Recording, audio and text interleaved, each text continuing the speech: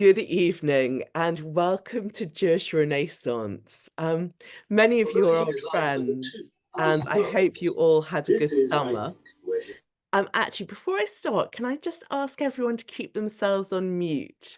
It'll be really helpful. There will be a chance to talk a little bit later on in the evening when we do a Q&A, but for the start, we're going to listen to speakers, so muting will really help us. Anyway, lots of you are old friends, so we'll look forward to hearing from you later. And some are new faces. So thank you for joining us and welcome to Jewish Renaissance. It's lovely to have you with us to start the autumn programme. This is our first session online, but we started off on Sunday with a walking tour of the West End, which coincided with Fashion Week, when Nick Collison took us from Goodge Street to Carnaby Street, exploring the history of Jewish costumiers. So tonight we're moving to the East End. We're covering the same period, but we're looking at a very different Jewish story as we explore how from the early 20th century until today, the East End of London has been a hub for socialists, anarchists and revolutionaries. And I'm really delighted that we've got three East End experts joining us. Novelist Sue Stern, historian and tour guide David Rosenberg, and performer, Yiddish teacher and activist Tamara Micner. And they'll be giving us an insight into all these Jewish radicals, past and present. We're going to start with Sue, who was a teacher for many years, teaching French, EFI, ESI and drama to people with special needs. Having always written plays and stories, she discovered Common Word in 1997. For those who don't know it, it was a fantastic literary collective in Manchester, which supported new writing. And that's when she began to write seriously. In 2006, she was awarded an MA in writing children's fiction at MMU and has published several books for young people, as well as since then publishing poems and short fiction, both in magazines and online. And she now runs writing workshops for adults and children. The book she's talking about this evening is her recently published novel that came out last year, The Girl from Kyiv, which is a fictionalized account of her real-life grandmother, who is a passionate anarchist exiled by the Tsar, who came to England in 1905. So thank you so much for joining us, Sue, and we'd look forward to hearing a little bit about the book. Well, I'm delighted to be here, everybody, and I'm very glad to be with you. And thank you for inviting me, Jewish Renaissance. This is a first for me, because though I've spoken at Limud and conferences and schools, I haven't done an online presentation. So I'm going to, first of all, before I read an excerpt from the book, I'd like to give you a little idea of the storyline to sort of bring you up to date. It is a coming-of-age story of 19-year-old Sofia Kruchevska, who always wanted to be a doctor.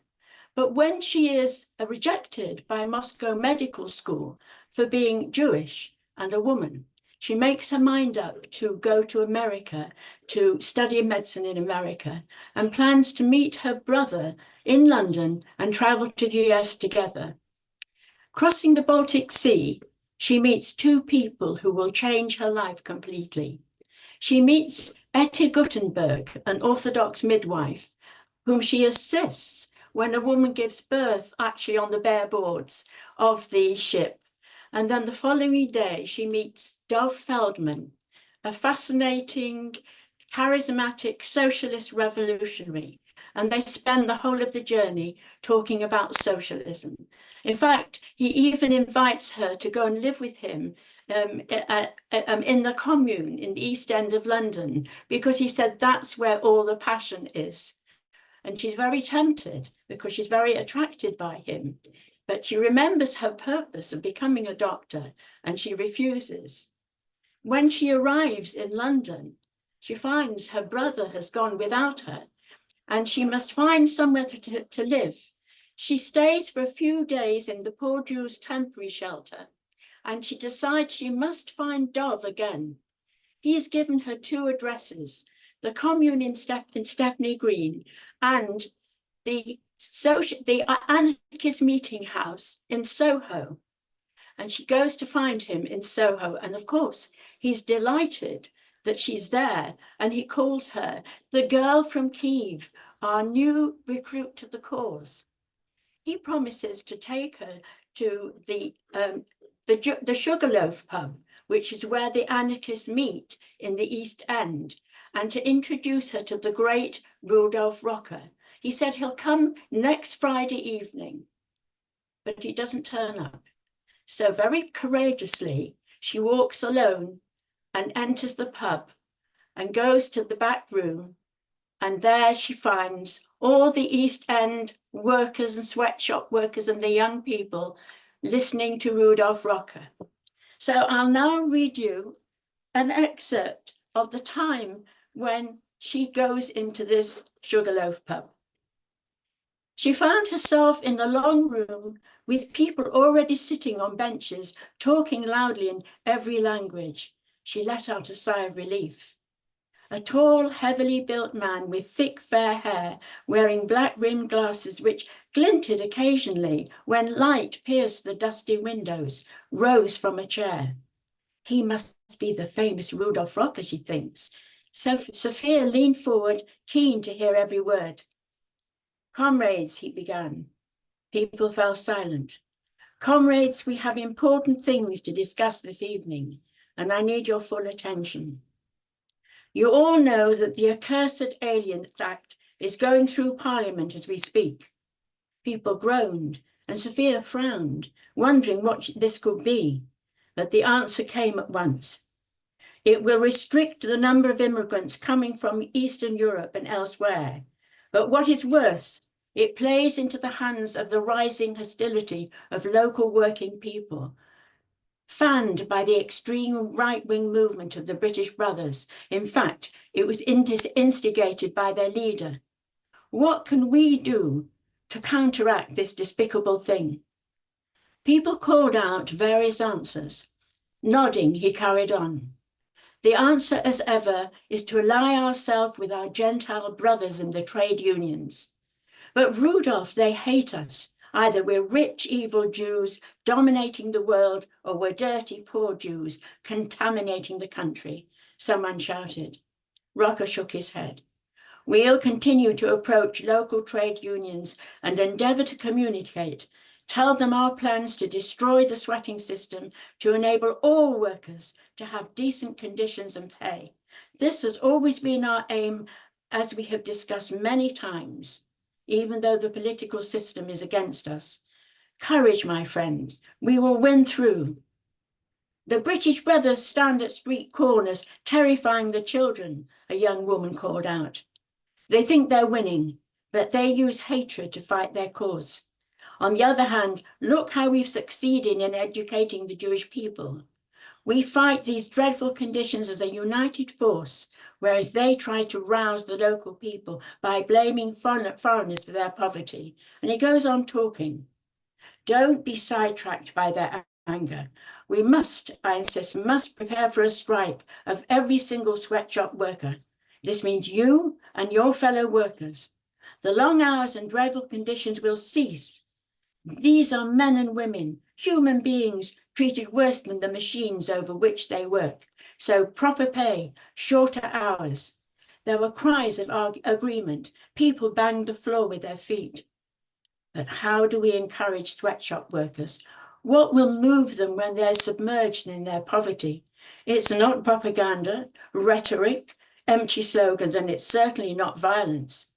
Sophia's heart beat faster. Her breath came more quickly. How would Dov respond to this?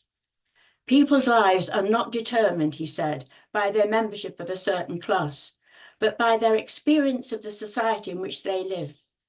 What brings people into the anarchist movement is not the material effect of modern economic life, terrible as it is. It is their sense of outrage. Outrage, not only hunger of the body, but hunger of the spirit, of the soul, which demands its rights. Remember this when we encourage people to join us. Their hunger for justice, justice, justice, this is what we're pursuing. He spoke so nobly, tears filled her eyes. Despite herself, she cried, yes, justice is what we need. Then she hid her face in her hands to hide the rising heat in her cheeks. Well said, young lady. She lifted her flushed face. Welcome. His smile lit his eyes. Sophia Krichevska, she whispered. So that's a little section of our chapter 3 of the novel. And finally, I shall talk a little bit about Sophia Krichevska, about who she was and who inspired me to write this novel. My grandparents, my grandfather, Adolf Lottenberg, and my grandmother, as you can see, Sophia Krichevsky, and then another picture of her, a rather lovely one that a cousin in America sent to me. They lived actually in the West End because my grandfather was actually a tailor before he came to England, which gave him an advantage over many of the people who came here, done nothing except study. And so they lived in Soho. But I have always been very close to my grandmother. I was named after her, though I never knew her, and I felt a connection with her. And when I started writing in the late 90s, I felt I wanted to write her story. We knew very little about her. We knew only a couple of things. She was educated. She wanted to be a doctor. And my grandparents had 3 little girls. My mother, Ephra, being the youngest. And all we knew was that Sophia died of milk fever just after my mother was born. Well, I needed more information than this to be able to write about her. And I did start researching what she might have meant by anarchism, which led me to Rudolf Rocker. But I couldn't find anything, and for a few years, the Public Records Office had no information, neither wedding certificate nor death certificate, which was very strange. And then I finally learned the truth, that my grandmother died a year after my mother was born in Frian Barnet Mental Hospital. And I think she died of postnatal psychosis. And this was such a shock to me and so upsetting that actually, of course, I couldn't write for some time. And then finally, I thought the one thing I knew about her was that my mother, the youngest daughter, was the one who most resembled Sophia. And my mother was she was passionate politically. She was a member of the Labour Party for about 70 years. And my mother loved to paint and read. So I thought I've got an idea of what Sophia might have been like. And so I began to write several drafts of the novel, keeping to what we knew, but not that she died in Frian Barnet Hospital, that she survived. But the novel didn't work. So very sadly, I left it. And I went on to writing a children's novel and then a memoir. And about 10 years after I'd started this novel, I had all my research. I made a decision. I decided that Sophia would write the novel herself. I would let her direct me, as it were. And I wrote a parallel life for my grandmother, the kind of life I wished that she had, that she might have had. And so the novel worked. And so I had now had unpublished The Girl from Kyiv. So that really is my introduction to the book and to my part of this panel, my contribution, my first contribution to the panel. Thank you, Sue. Before you disappear on us, that's so interesting, and I have to say the novel itself is fascinating. We had an article about it in JR in the last issue just published, and I've been looking at it myself. And the worlds you've clearly researched really in depth, but that fictionalization also allows you to do quite interesting things with it. Yeah, absolutely. So just pulling out the Rudolf Rocker section you you read to us. I mean, one of the interesting things is that you paint a world in where there's all kinds of different anarchists and revolutionaries in the Absolutely. East End. Yeah. And Rocker you kind of describe as a gentle anarchist, as opposed to the kind of the love interest of who is much more physically violent in But his he resistance. also he believed in propaganda by the deed, which was violent acts to foment revolution.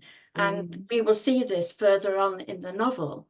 And mm, itself, it means that Sophia has a different world view than mm, Dove, mm, which is going to be a problem between the two of them, because she wants to heal people and he wants to heal the world through violence. mm.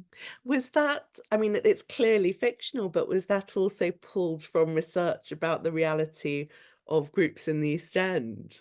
Well, Dove actually, as did the midwife Etty Guttenberg, who are very important characters in the story, they just came to me Mm, as characters come to you when you mm, begin to write. mm, And so I think that the East End politics, I came from research, from reading the young London years and the East End radicals, and Rudolf Rocker's son, Firmin Rocker's book, autobiography as well. And also, which helped me greatly, a very distant cousin, you won't be able to see it's back to front, wrote a book called Time Remembered by Ralph Finn. And his family become the Rivkins in the book. Now, mm, I knew them. I knew his mother. She knew my grandparents. In fact, she came from the same shtetl as my grandfather, and she married my grandfather's cousin from the next shtetl. mm. So her children, she was very famous. She was called the Scribe of Petticoat Lane, and articles were written about her because she used to translate letters for people as she had her stall on the market. And her son and all her children became very successful. And one of them wrote, he became a journalist and writer. So I've used everything in his book to describe the flats, the rooms that they lived in. That's Amazing. those were my, some of the places they had a flat in the basement and one upstairs, and Mm. I've got all those details that I use them for my novel. Well, for those people who haven't read the novel yet, I mean, they are incredibly evocative, and the physical descriptions and the geography of the East End, you really Yes. bring it to Oh life. yes, So I really learned it. The map in front of me. brilliant. Well, thank you. And I'm going to let you go for now, but we'll bring you back a little bit later Okay, soon. thanks. Okay, Um, thanks. but the geography of the East End is one of many connections between Sue's book and our next speaker, David Rosenberg. Um, because as you'll hear, there's family connections, there's content connections, and there's physical connections. So David Rosenberg was born in London and grew up in Hackney. And just like those characters we've heard about from Sue, and in fact, her grandma Sophia, David's grandparents came to the East End as Jewish immigrants from the Tsarist Russian Empire in the 1900s. I wonder if they all knew each other. At first, his grandparents lived just off Cable Street, which I'm sure many of you know. Then later on Princelet Street, and then just off Brick Lane on Hanbury Street. So nowadays, David divides his working time between adult education teaching, training teachers, working on educational and cultural projects, writing, giving talks like the one we're hearing tonight, and most importantly for our session, guiding people on radical history walks. So he really is an expert on the geography of the East End then and now. And what he's going to do this evening is give us a bit of an online guided tour to some of the East End's Jewish rebels, including Rudolf Rocker, who Sue's just mentioned. So thank you and welcome, David. Right. Thank you very much. And what Sue just read was really, really, really moving. I'm going to share the screen because I've got some images to show you. while I'm talking. So I'm just going to do that now and check in a moment that you're able to see it properly. Just want to give me a thumbs up. Can you all see that all right? Yeah. Great. Okay. Thank you so much for inviting me here. The East End of London, where Jewish immigrants and refugees from the Russian Empire came, especially from 1881, was already a place where people were fighting for better lives. But Jewish radicalism there had a particular character. It was a threefold rebellion against poverty and exploitation, against those who wanted to stop them coming to Britain, and against elements in their own community who tried to discipline and control their lives through religious orthodoxy and institutional power. They faced these challenges through collective efforts based on mutual aid that changed people's lives. I will mention certain individuals, but in reality, it's the extraordinary collective efforts that I want to highlight. Wolf West, top left in your on the screen, arrived in London in 1881, aged 20, having been a shoemaker from the age of 12 and then a machinist in Dvinsk. He came to the East End already politicized and helped other Jews form unions in sweatshops where they slaved long hours for low pay. He knew the importance of education and culture. In 1884, he helped found the International Workers' Education Club on Berners Street, which brought in guest speakers like William Morris and Eleanor Marx and set up adult education classes.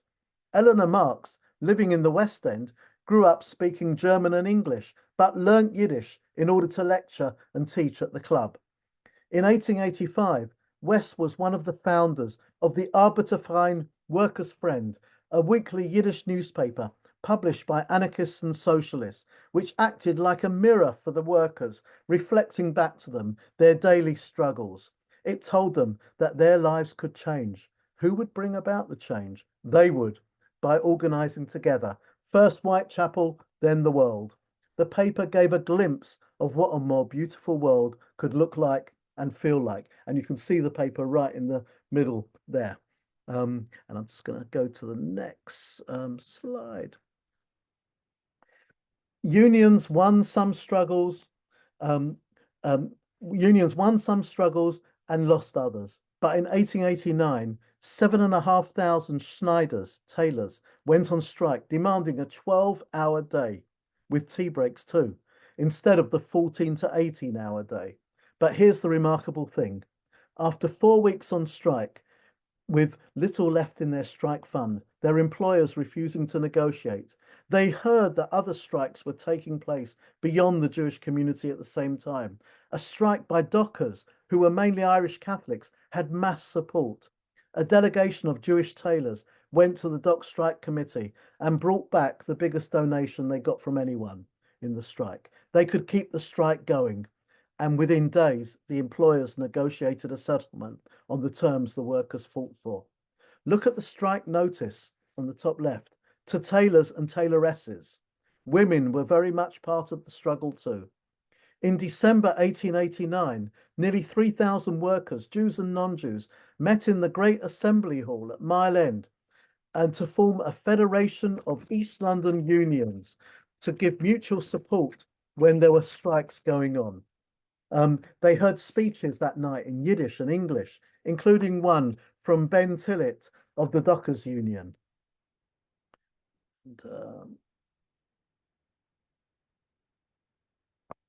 Towards the bottom right, you'll see a man called Benjamin Feigenbaum, and he came to London from Belgium to work on the Arbeiterverein newspaper, but stayed only 3 years before traveling on to New York to be a radical there. He was born to Hasidic parents in Warsaw, but became a convinced atheist and free thinker in his teenage years. In London, he made walking sticks in a workshop by day. At night, he used his deep knowledge of Judaism to write satires for the Arbeiterverein newspaper, exposing what he saw as the hypocrisy and the coercive nature of organized religion. He railed against rabbis who usually sided with employers when workers went on strike. He was fearless, or you might say reckless, He liked to provoke, to shock, to cause a stir. For example, his lecture in a hall just off Brick Lane on Yom Kippur 1890. What was his topic? Is there a God? He pulled apart the philosophical arguments for belief and then cut to the chase. I give God 2 minutes to reveal himself and strike me down. He counted down 2 minutes, then declared, there is no God. And a band played the Marseillaise, and then Feigenbaum invited people to go to another venue for a Yom Kippur feast. A more practical subversion of Judaism for radical purposes was his Pesach Haggadah in a Naya Nusach, a new version. The slaves in his Haggadah were not in Egypt, but in the East End sweatshops, rising up to win their liberation. 1894 and 95, the Arbeiterverein's ranks were boosted, first with the arrival of Millie Whitkop, who was the eldest of 4 sisters from a Frum Ukrainian family. She encountered the radicals at a meeting supporting a strike by Jewish bakery workers. The strike was ending in a stalemate when the bakers pulled out and used their union's resources to rent a property in Spitalfields and turn it into a cooperative bakery, the first workers' cooperative created by the East End Jews. It was short-lived, but it inspired other cooperative ventures. It also inspired Union Breut, Union Bread, the Union Breut label for bread made by bakers who met certain work conditions on hours and pay. At a large meeting called for women as shoppers as well as workers, they were told to gather their groceries when they went shopping, then ask for bread. If the Union Breut label was absent, they said they'll take the groceries this time, but get their bread elsewhere. It worked like a treat, like the fair trade label today. In 1895, Millie met her life partner, Rudolf Rocker, who Sue mentioned, a political exile in London, raised in a Catholic orphanage in Germany. Long story short, they fell in love. He learnt to read and write Yiddish and became the editor of Arbeiterverein for many years. Let's go to the next slide. That same year when Rocker arrived, a new challenge faced the Jewish radicals. The trade union movement passed a resolution calling for immigration controls. Eleanor Marx worked with the radicals on an amazing pamphlet, A Voice from the Aliens, that explained it is the bosses, not migrant workers, that push wages down. The labor movement should not let bosses divide migrant and indigenous workers. Much wisdom for today. But it heralded wider political campaigning to stem the flow of Jewish immigrants. And shamefully, parts of the upper class Sephardian German Jewish establishment joined the clamor against poorer East European Jewish immigrants. That reached a climax in 1901 to 1905, when a populist anti-immigrant, anti-refugee movement was formed called the British Brothers League.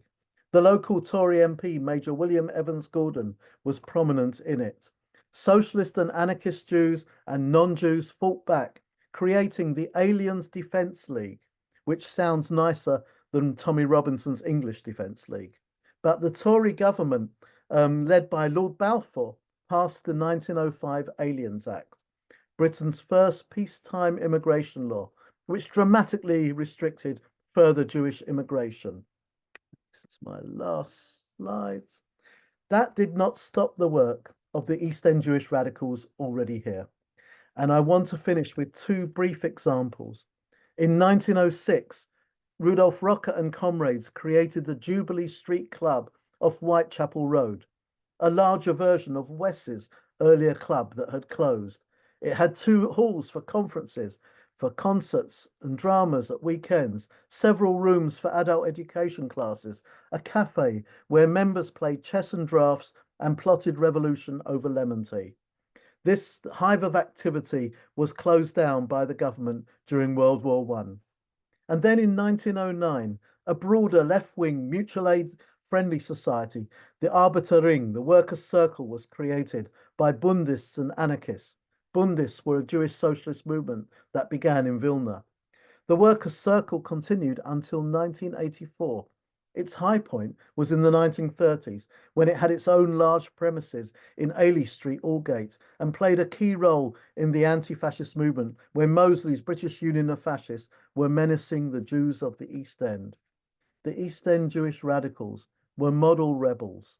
Whatever their fears and anxieties as newcomers in a strange society, they gave each other strength by organizing collectively in the workplace through their own clubs and friendly societies, and created their own newspapers to give themselves a voice. They broke taboos, challenged employers, rabbis, and xenophobes, and built links of solidarity beyond their own community, seeking a better world for all. That's me. Thank you. I'll just close the share there.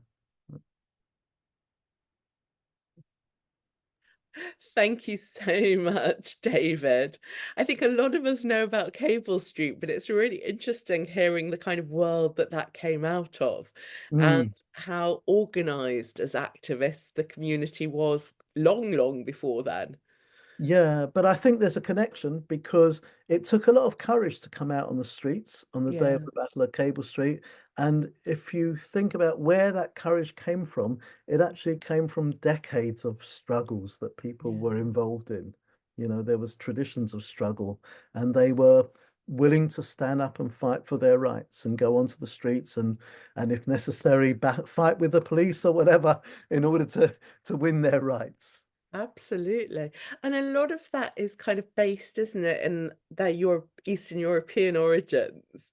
I just noticed, I love that you talked about Jubilee Street at the Jubilee Street Club, Yeah. because so I did my PhD partly about Isaac Rosenberg, the Yeah. poet, and Mm. his family lived on Jubilee Street. Oh, And interesting. one of the things that was really interesting when I was researching him is one of his neighbors not far down the road was Stalin. Yes. Yes. I don't know if you'd tell us a little bit, because Well, what I seemed to learn then was that Stalin kind of based himself in the East End because it was Russian speaking, but actually the community found himself with furiously kind of anti the well, politics that he was bringing. he was only here. He was here for a few weeks because Yeah. the Russian revolutionary movement, which was under tremendous pressure within Russia itself, Mm, and a lot of people went into exile, and they chose to have their congresses um, mm, outside of Russia. And three of those congresses took place in London in 1903, '05, and '07. And he was here during the 1907 Congress, where a lot of the activists were living temporarily in the East End. The registration centre for that Congress was just opposite London Hospital on Whitechapel oh, Road. wow. Um, but the actual Congress was in a church called the Brotherhood Church, a kind of socialist stroke anarchist church on the Islington Hackney borders. But Stalin was initially staying in a one of these kind of hostels for homeless people or people passing through London doing a bit of work and not wanting to spend a lot of money on rent, so they could pay a penny and they'd get a bed which was like a wooden box and all lined up near each other. And he and Stalin and another guy, Litvinov, who later became a diplomat in Russia, they were staying there. But then I don't know if they both moved to Jubilee Street, but I know Stalin was staying on Jubilee Yeah. Street for quite a bit of that time. Um, Gosh. so but at that Congress in 1907, Stalin, Trotsky, Lenin, and Rosa Luxemburg were all there. It was the biggest of their congresses. Wow. So it's so interesting because, and all this is going on alongside the kinds of religious debates. You've got the political and the religious debates, and you were just drawing that out with Feigelbaum very Yeah, strongly. yes. Yeah. Were there tensions, or did a lot of people kind of live with the complexity? Well, no, there were tensions, and some of the people within the anarchist movement were suggesting to Feigenbaum that he's maybe pushing people away by being a bit too ultra critical of the religion. But on the other hand, the people formed chevres, sort of little friendship group, friendly societies, and they often had a place to pray in somebody's house. But the number of people in the East End Jewish people who actually joined synagogues were a minority of the total population. There were lots of free thinkers among them. There were people from the very frum through to the very completely unfrum, and all the grades in between. But also, I mean, Rudolf Rocker, his life partner was Millie Witkop, and she came from a very religious family, four sisters, although when they came here, they all joined the anarchist movement. And then she helped the parents come over, very religious people, and they stayed very religious, Millie's parents, but the father really agreed a lot with Rudolf Rocker's politics and the anarchist politics. The mother less so. Fascinating. Well, we'll Mm. dig into that maybe a little bit more later.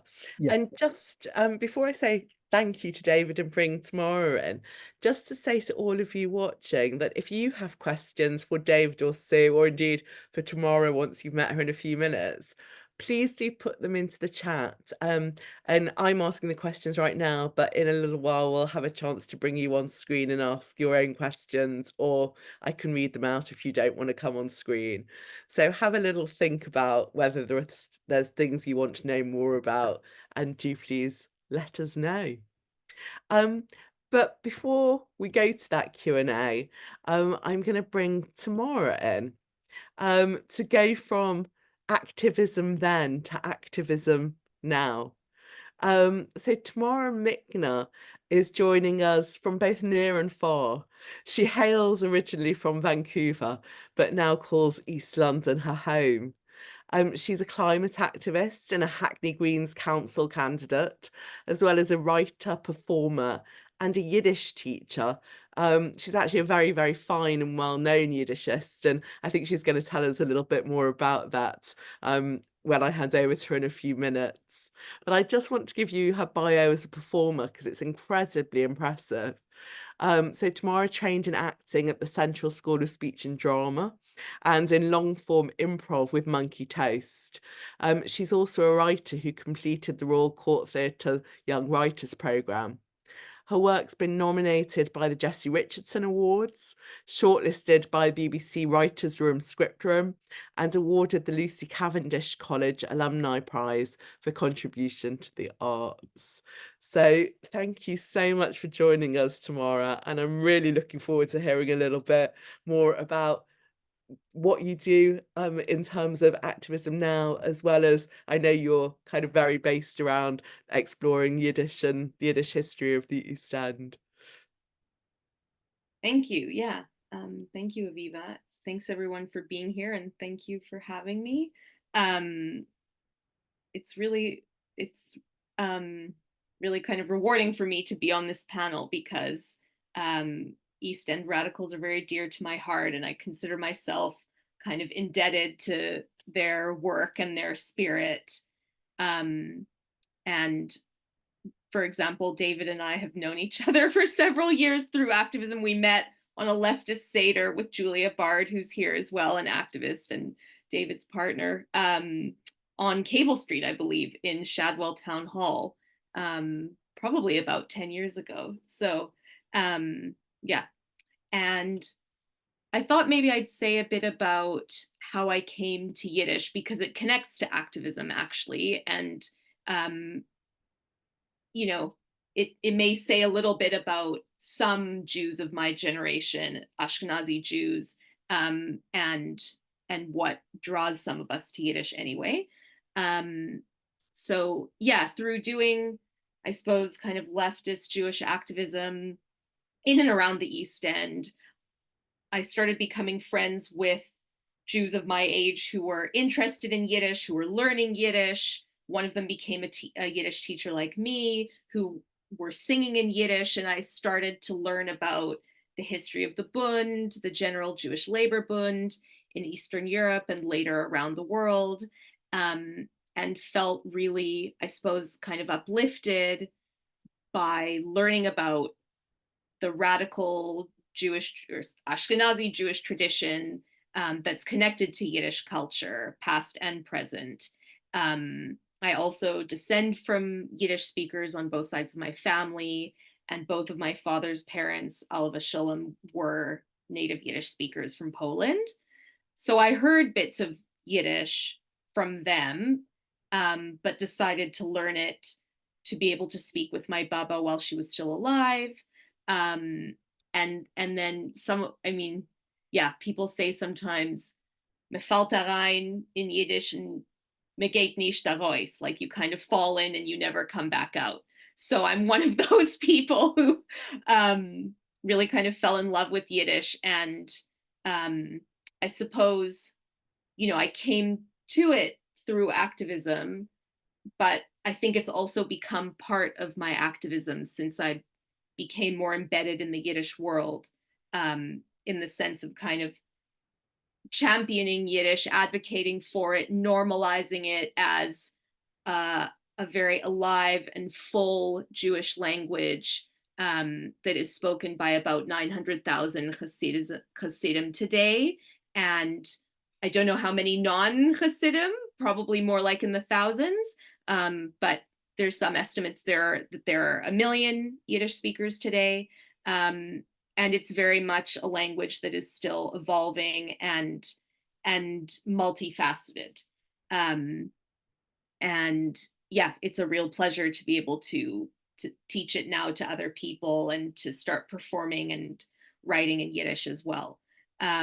So I'll move on to some slides, because that will kind of show a bit more about what I mean, or like specifics about what I and others have been doing. So, okay. So this is from a presentation that I gave recently in Yiddish, but it's mostly photos. So don't be alarmed if you can't understand or read the text. So Vivi Lax, who's pictured here in the white and green jumper, is another kind of leader in the Yiddish community in London, and a historian of the Jewish East End.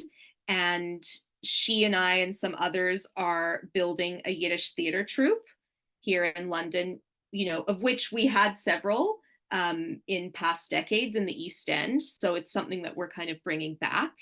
And in January, February, and March, we had a season of Yiddish theater in both English and Yiddish at JW3 in Northwest London. And this was the first night. It was a reprise of a night that she put together at the Jewish Museum called Soides von der Londoner Jiddischer Bühne, Secrets of the London Yiddish Stage, which I and others performed in. You can see us here.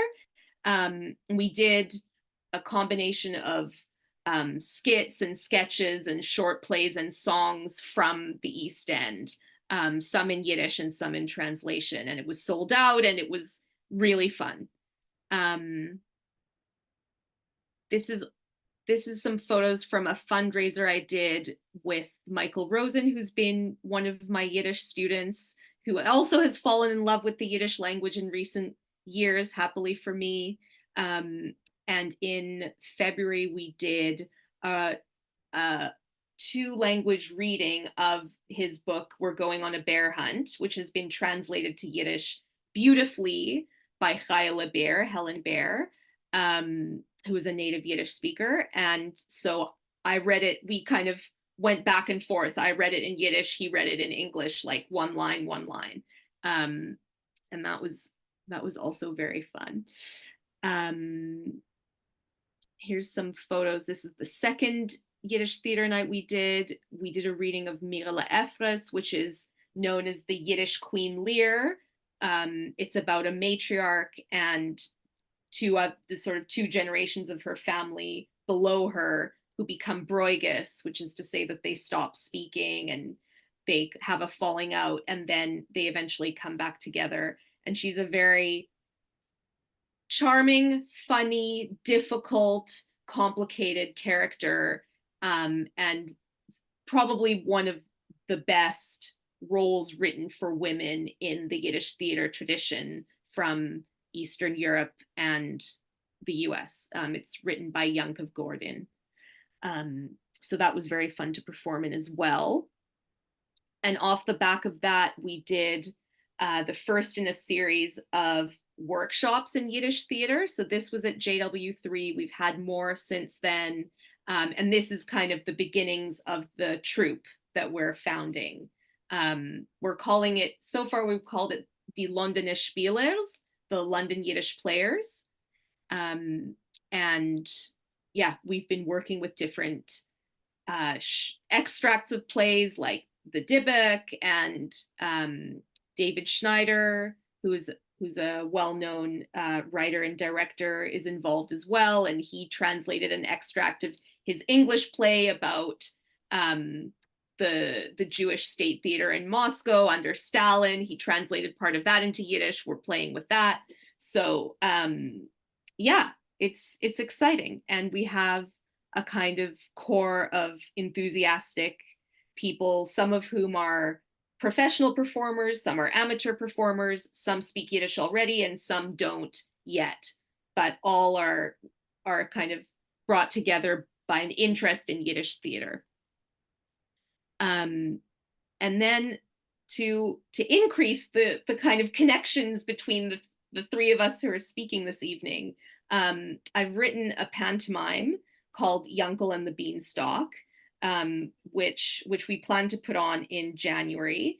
And this is the cast and some of our creative team from earlier this year.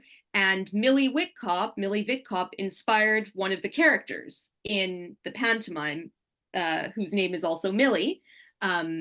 It's about, and actually the Taylor strike kind of features in it as well, which David referred to. So the pantomime is set in 1889 in the East End. It's in English with some Yiddish. And it's about a small group of pickle workers or pickle makers in the East End who are Jewish, who are inspired by the Taylor strike to fight the giant, who is voiced by Michael Rosen, to improve their working conditions and actually take over their factory, or take over the workshop, and become their own balabatim, or bosses. And this is all happening whilst Yunkel, our hero, is preparing for his bar mitzvah as well. So yeah, that piece is very much inspired and kind of brings to life the radical Jewish East End that we're speaking about this evening, and I think takes a real pride in all of the Jewish workers who struggled and fought with each other and with other workers in the East End to improve, to kind of gain power, to improve working conditions, and to diminish the inequality between them and their bosses. These are some photos from a work in progress performance that we did at Hoxton Hall, actually, which is an incredible space. It's a Victorian music hall, one of few in the country that's still intact. And it's right in Hoxton in the East End. I'll just jump ahead to Yiddish Sofoch as well. David's pictured here in the group photo from this year. So this is the third year that we've had an immersive Yiddish weekend with about 60 people coming from around this country and different European countries and even farther afield. And we spend about 48 hours, I suppose, like 2-3 days together in Yiddish. It's volunteer run by the Yiddish Cafe Trust. And people, sort of like Limud, but in Yiddish, people volunteer to lead sessions about all sorts of things. This year we had someone from Beijing who teaches Yiddish and Jewish culture at Peking University speak about her work. That was a real highlight for me. I ran a theater workshop. We have an open mic night, and it's like a long Verbringen, like a long hangout in Yiddish. So if anyone is interested, I would absolutely recommend participating. And just to to finish, I'll show a photo from a Hackney Green Party campaign that I was involved in earlier in the year, as well. As Aviva mentioned. Part of the activism I do now is with my synagogue, actually, Kehillah, North London, which is in Stoke Newington. I lead the racial justice group there, which has been in existence for 4 years. And I also have gotten involved in Hackney Green Party in recent years. We've had a seemingly endless series of council by-elections for the last 2 years, maybe. And I was a candidate in January for Cazenove Ward, which is part of Stamford Hill, which was won by a landslide by the Orthodox candidate. But I'll show you a photo from that campaign, which I don't know if people recall that kind of 2-week period in January that was freezing cold. That's when we were campaigning. So it was absolutely freezing, but it was really rewarding and a very different thing to be kind of door knocking and just speaking with all sorts of people about their lives and their needs and what they think could be better and what they want, certainly local government, but I suppose government in general to be doing differently. And I did try doing some door knocking on some Orthodox homes and speaking in Yiddish with people, but that was a bit more complicated because it's clear that I'm not from their community. But I'm continuing to try to make links. I live on the edge of Stamford Hill, and we will see. We will see. I guess another thing I would say about that is, I campaigned openly as a Jewish candidate. This is obviously, since October with the war in Gaza, it's a complicated period to be campaigning openly as a Jew. But, it's just so much part of who I am and was fine, was mostly fine. But I think, just going back to what I was saying at the beginning, I think the activism that I do, and also, the Yiddish teaching and theater work is so much linked to the radical Jewish tradition that we're speaking about this evening. So it's kind of everywhere in terms of what I'm doing. I think I'll leave it there. Thank you. Wonderful, thank you. Do there are two things that come out for me. One is that base around Stamford Hill. Even some of the Yiddish words you used, when you were talking about the Verbrengen, for example. So I have ultra-Orthodox family who live in Stamford Hill. Mm-hmm. It's a word they use all the time, but it's very intimately connected with kind of religious get-togethers. So there's this interesting thing, isn't there, that it's the ultra-Orthodox community and it's the radical left community who have both revivified Yiddish. The family I have who are in Stamford Hill were not born speaking Yiddish, but it's also something that's, as they became frummer, they had to learn that language and go into the community.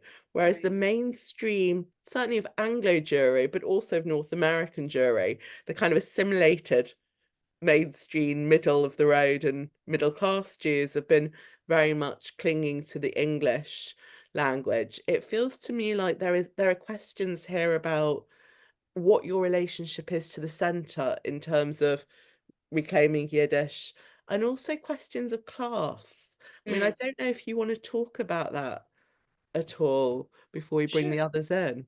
Sure. I guess one thing I would say about that is in the Yiddish world that I'm part of, which is sort of the non-Orthodox Yiddish world, some of us are leftists and some people aren't. So I would say that maybe there's a bit more visibility of those two kind of Yiddish communities, but certainly among people I know and people I teach, there's yeah, there's definitely some amount of political diversity.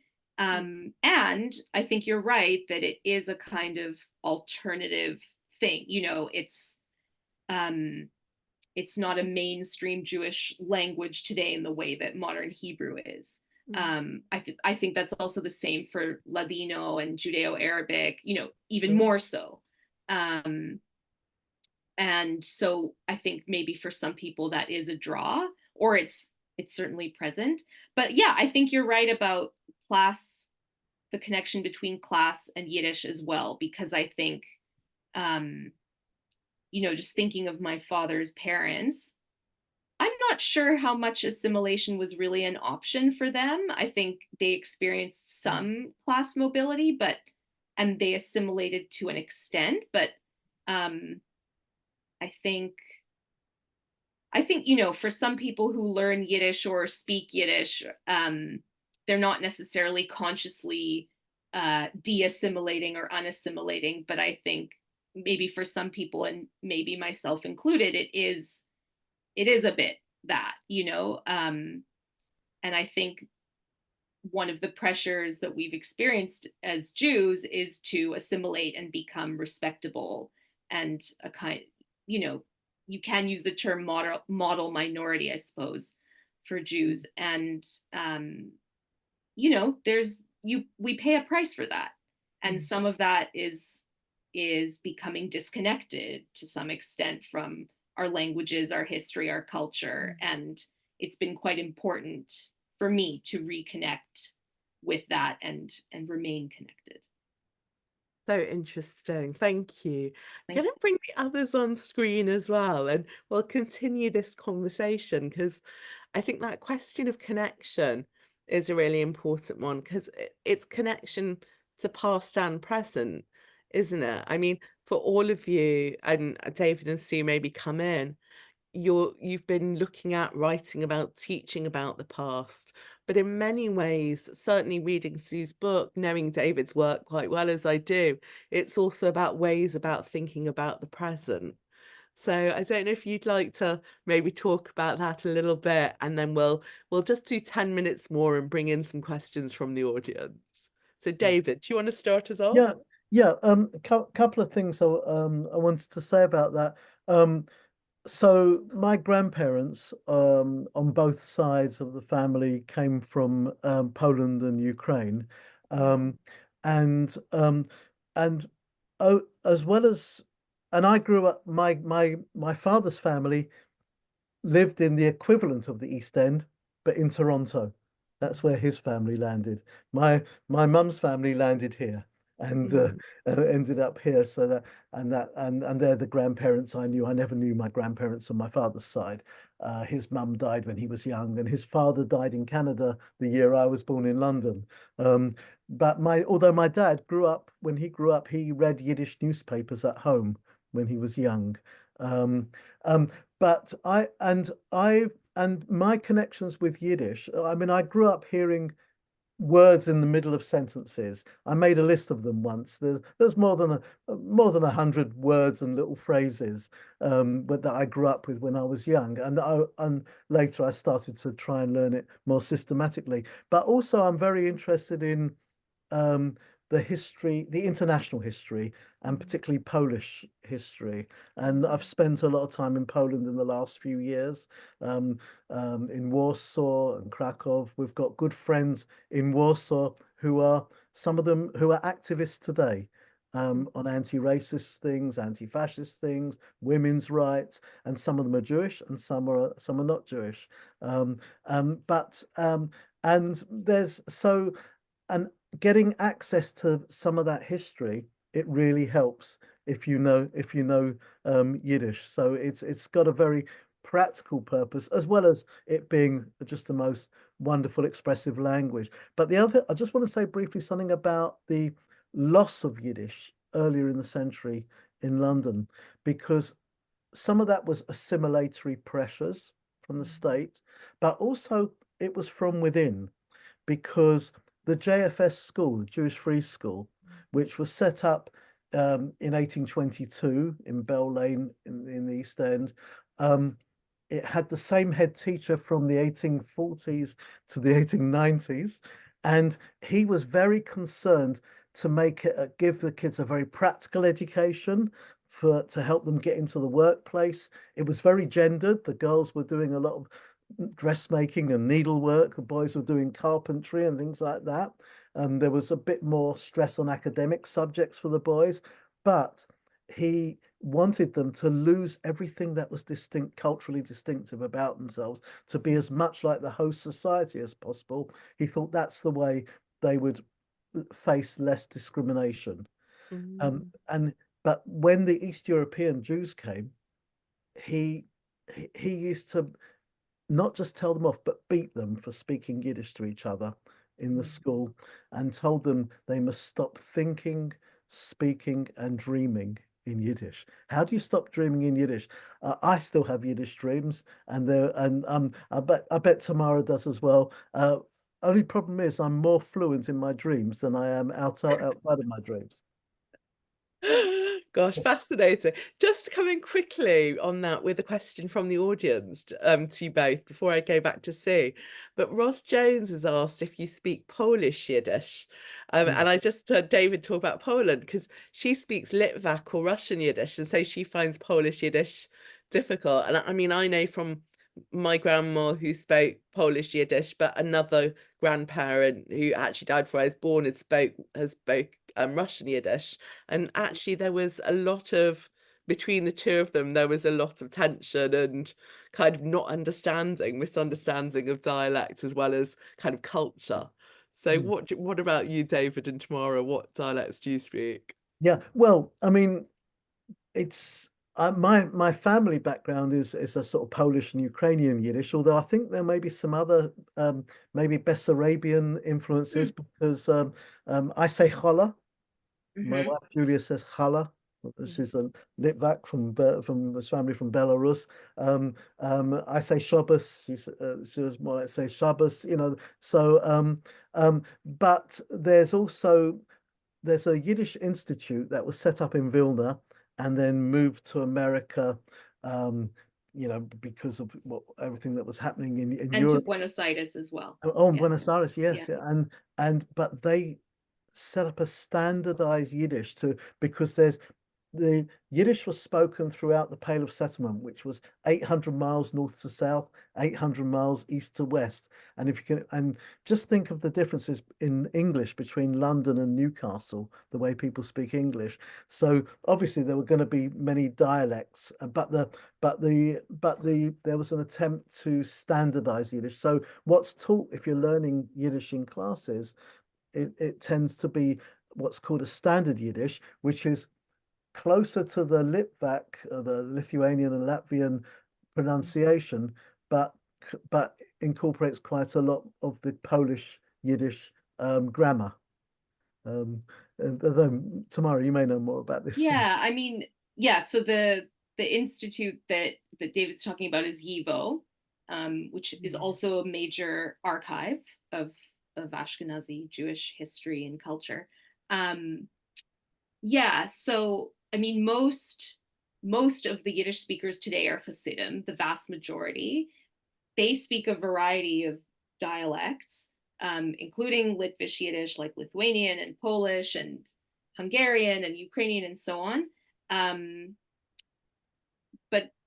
But probably most or more than not would speak a kind of a Polish Yiddish or one of the Southeast dialects. If you imagine that, like, Lithuania is kind of northeast and Poland is southeast, and then you had like Ma'ariv Yiddish, Western Yiddish, but almost no one speaks that today, I think. So yeah, a lot of the kind of southeast dialects are what's spoken by Hasidim today. And yeah, as David said, in the non-Orthodox Yiddish world, the type of Yiddish that typically gets taught is very close to Lithuanian Yiddish. Personally, I know some Polish Yiddish as well because that was my grandparents' Yiddish. And actually now my dad and I will speak Yiddish together, which is wonderful for me. And that's the Yiddish he knows. So yeah, I feel quite lucky that I have access to that as well, because it also means that when I teach let's say, elders who come from Polish Yiddish speaking homes, I can speak in a similar accent to them. And that's very useful. Yeah. Thank you.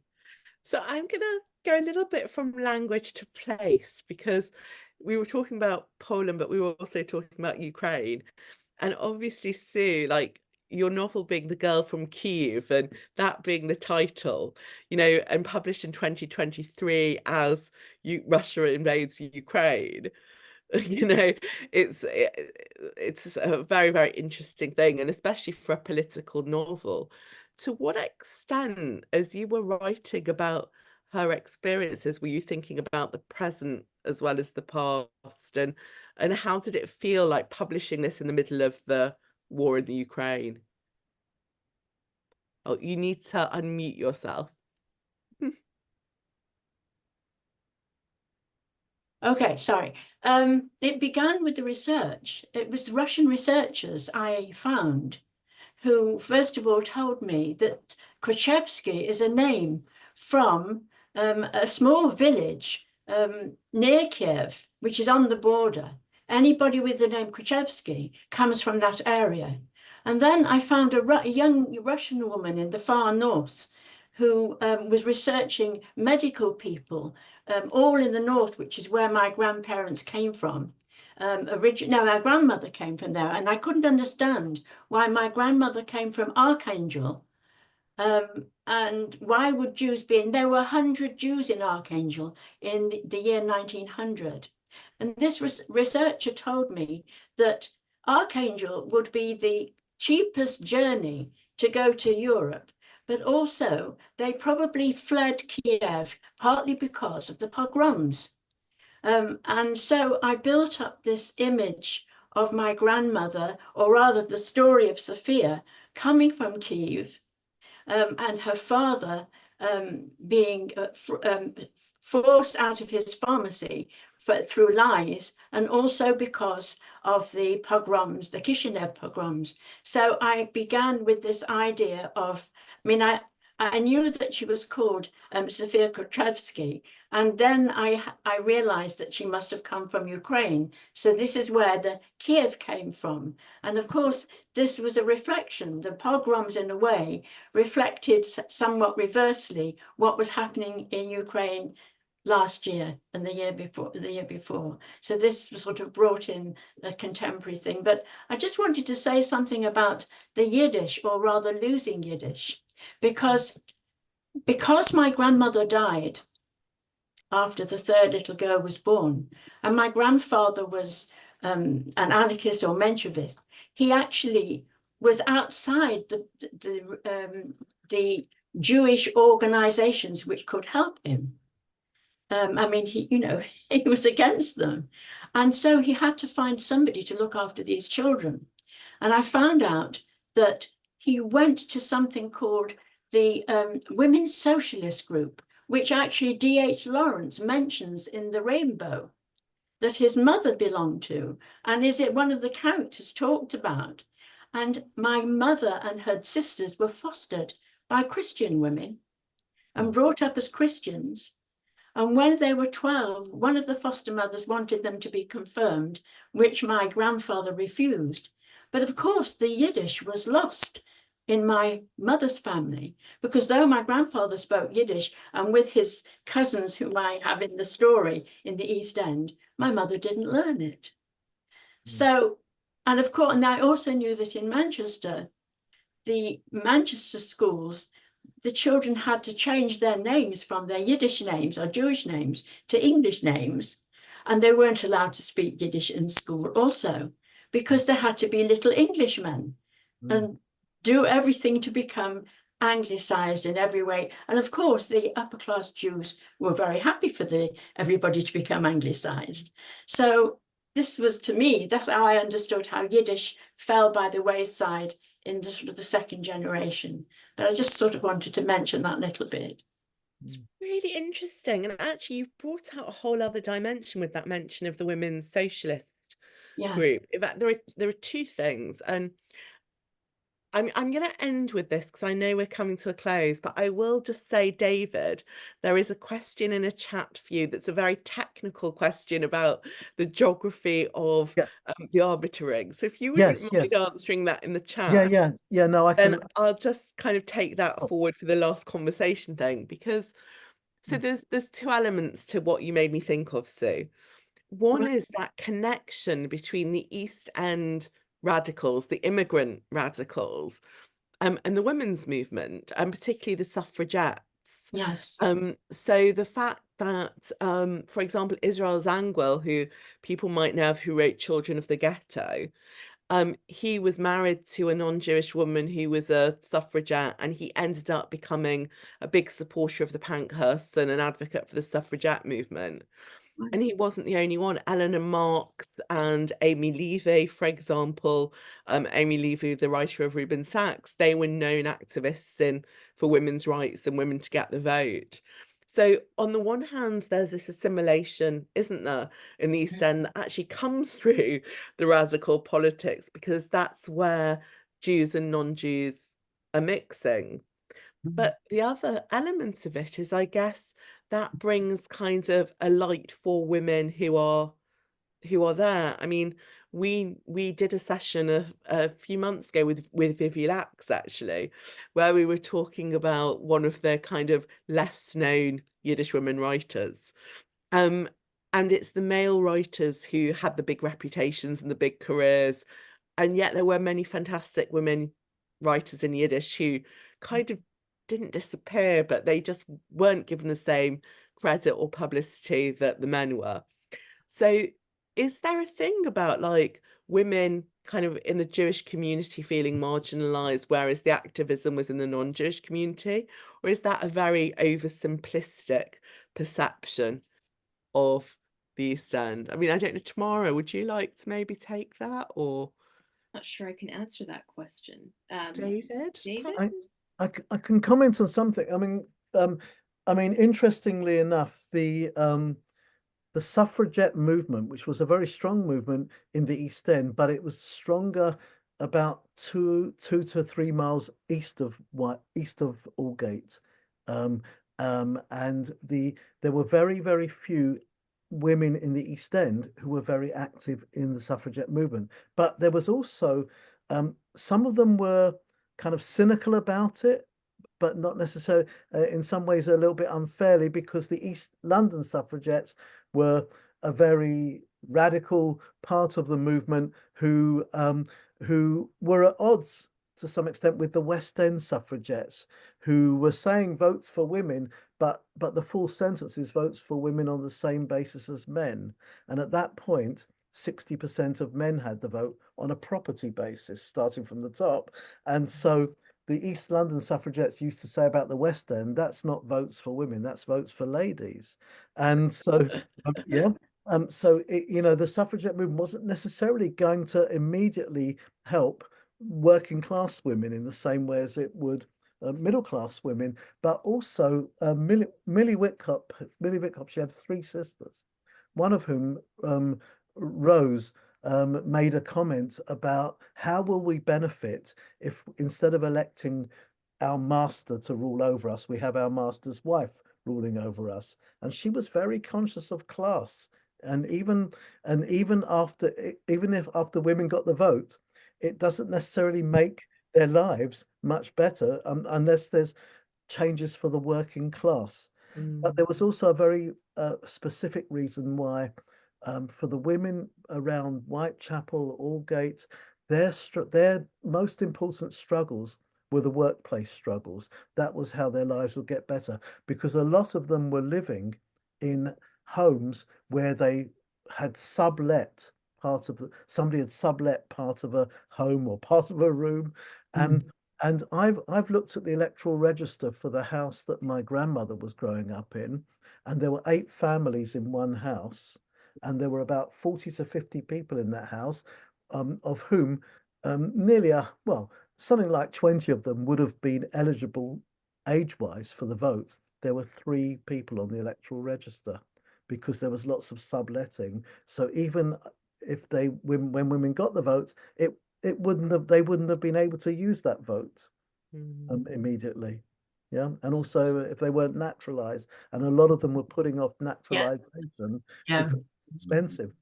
Yeah, My grandfather wasn't naturalized, yeah, Mm. yeah, so because of the cost. Yeah. Yeah. yeah, yeah. Yeah. Oh, wow. Well, I mean, that's fascinating.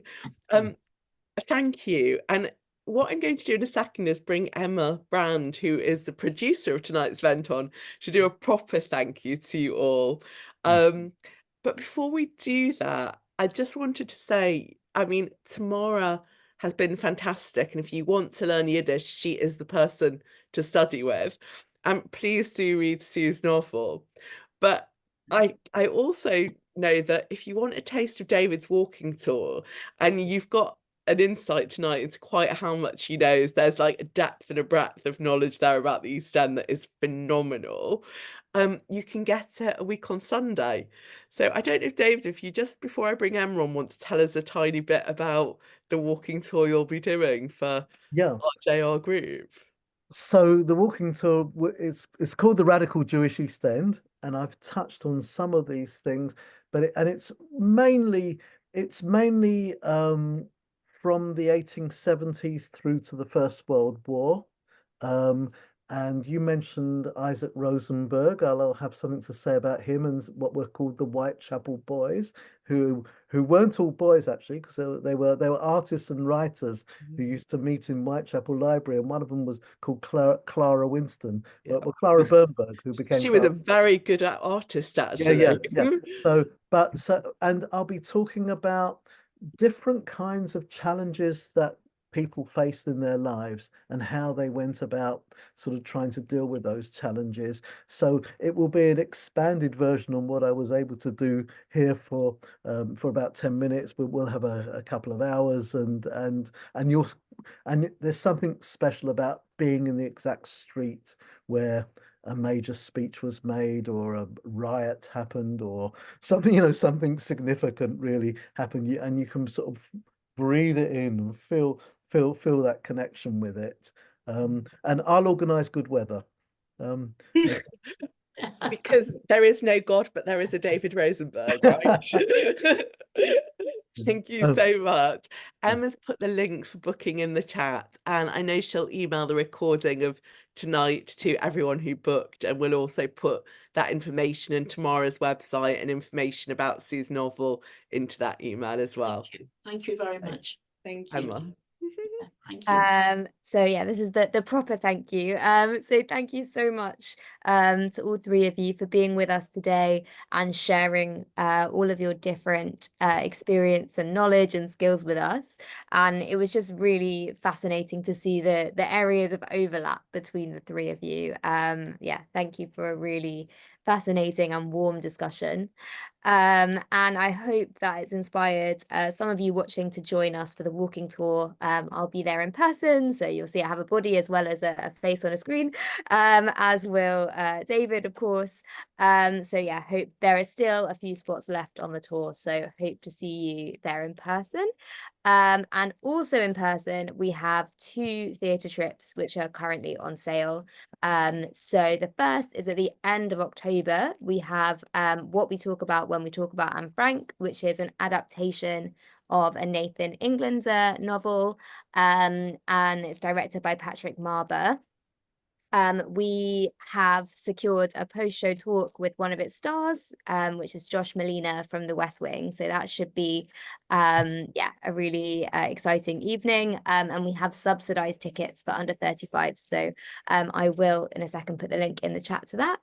And we also have in November a trip to the Royal Court to see Giant, starring John Lithgow, and that's directed by Nick Heitner, and it's about the anti-Semitism scandals around Roald Dahl. There's very limited tickets left for that one. That will also have a post-show talk with the playwright Mark Rosenblatt. So I'll put both of those in the chat, and I'll also email the links to you as well. But yes, thank you to everyone who took part tonight, and for coming.